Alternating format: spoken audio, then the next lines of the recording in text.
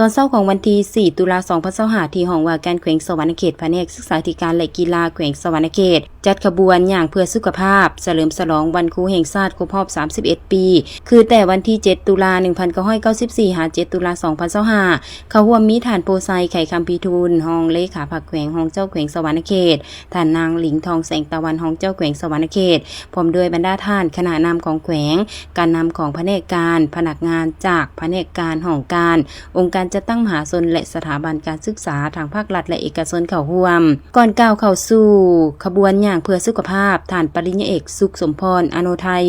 หัวหน้าแผนกศึกษาธิการและกีฬาแขวงอย่างได้กล่าวปาฐกถาถึงมูลเสื้อวันครูแห่งชาติซึ่งท่านยกให้เห็นว่าในขบวนวิวัฒน์แห่งการพัฒนาสังคมมนุษย์ครูได้มีบทบาทประกอบส่วนอันสำคัญซึ่งบ่มีบุคคลใดและสั้นคนใดจะปฏิเสธได้นักเรียนนักศึกษาและปัญญาชนทั้งหลายต่างก็มีความตื่นตัวในการเสิร์ชสู้เพื่อระลึกความรู้บุญคุณของครูอาจารย์ฉะนั้นคำว่าครูมาจากเข้าภาษาบาลีสันสกฤตแม่น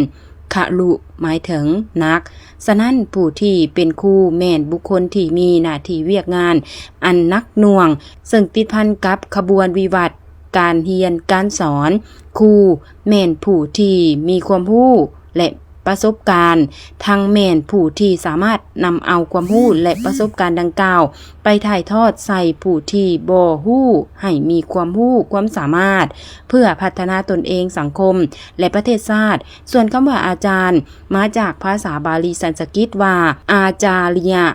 แปลว่าผู้รู้ประเสริฐคือรู้ทุกอย่างที่จะนำมาถ่ายทอดความรู้ให้ผู้อื่นประเทศลาวของพวกเขาในศตวรรษที่ 14เจ้าฟ้างมมหากษัตริย์องค์ธรรมอิฐของลาวได้นำเอาศาสนาพุทธเข้ามาเผยแพร่เฮ็ดให้ประเทศลาวมีวัดวาอารามซึ่งถือว่าเป็นโรงเรียนแห่งธรรมอิฐของเด็กน้อยลาวอาจเว้าได้ว่าอิทธิพลทางศาสนาได้ส่งผลสะท้อนถึงพ่อแม่และเด็กน้อยลาวสูงที่สุดแก่ยาวเป็นเวลาหลายร้อยปีเป้าหมายสูงสุดแม่นส่งลูกเข้าไปบวชหรือเป็นสังกะรีอยู่ในวัดเพื่อหำเรียนเขียนอ่านเรียนรู้หลักวิชาและฤทธิเดชมนต์คาถาโดยแม่นครูบาอาจารย์เป็นผู้ศิษย์สอนและส่งความรู้ซึ่งภายหลังพวกลาวเมืองขึ้นฝรั่งยึดครองลาวในปี 1893 เป็นต้นมาพวกเขาบ่ได้เอาใจใส่ถึงการขยายโรงเรียนอยู่ประเทศลาวพอเท่าใดมาถึงปี 1905ทั่วประเทศมีเพียงโรงเรียน2แห่งคือหลวงพระบางและเวียงจันทน์คนลาวที่ได้เข้าเรียนแม่นมีหน่อยเต็มที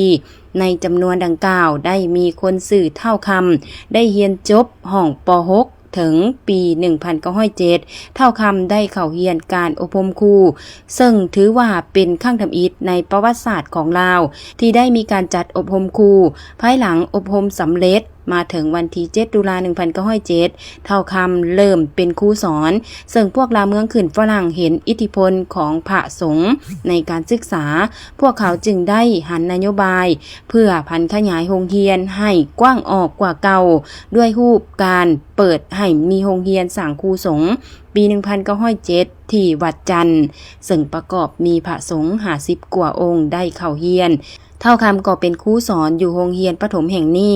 ย้อนจิตใจหักษาดของนายครูคำในเวลาศิษย์สอนอยู่โรงเรียนสร้างครูสงฆ์นายครูคำได้เอาใจใส่ศึกษาพระสงฆ์ที่จะเป็นครูให้มีความหักษาดบ่ให้ชาติลาวเสื่อมเสียเป็นสัญชาติฝรั่งย้อนพระสงฆ์ได้รับการศึกษาห่ำเฮียนคือเส้นนั้นภายหลังที่พวกเพิ่นจบการอบรมครูแล้วก็มีพระสงฆ์หลายองค์บ่ไปเป็นครูเพื่อรับใช้นโยบายการศึกษาของพวกลาวเมืองขึ้นฝรั่งมาฮอดปัจจุบันประเทศชาติของพวกเฮาได้มีนักวิชาการมีทหารมีตำรวจนักกาวีนักเขียนนักประพันธ์นักการเมืองและนักธุรกิจผู้ดีหลายพอสมควรสามารถตอบสนองตามความเรียกร้องต้องการของประเทศชาติในขั้นพื้นฐานประเทศชาติมีกำลังแฮงเพื่อสร้างสาพัฒนาเท่าใดก็ยิ่งเฮ็ดให้ความสำนึกถึงบุคคลอันเลิศล้ำของครูหลายขึ้นเท่านั้นดังนั้นเฮ็ดให้ความสำนึกถึงคุณงามความดีของครูในทั่วสังคมได้กลายเป็นพฤติกรรมตัวจริงภาครัฐเฮาเพิ่นกำหนดให้ วันที่7ตุลาเป็นวันครูแห่งชาติโดยกำหนดเอาวันเข้าราชการของนายครูคำซึ่งแม่นวันครูผู้ที่มีสัญชาติลาวเป็นคนทำอิฐสำหรับขบวนย่างเพื่อสุขภาพครั้งนี้ขบวนแม่นได้เริ่มออกจากของว่าการแขวงไปตามเส้นทางที่กำหนดแล้วกลับเข้ามาห้องว่าการคืนซึ่งใช้เวลาในการย่างประมาณ50นาที